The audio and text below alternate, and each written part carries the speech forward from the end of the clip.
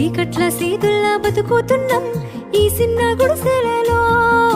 కంటోలు బియ్యమే తింటూ ఉన్నాం మన ఎలా లేదోరయ్యా.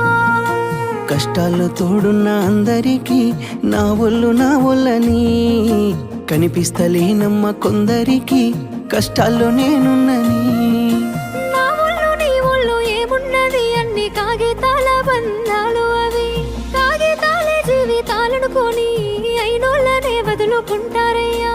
బాగుంటే 10 మంది వస్తారయ్యో చుట్టాలై మన ఇంటికి. లేకుంటే వదిలేసి పోతారయ్యో అయినోళ్ళే ముమ్మాటికి.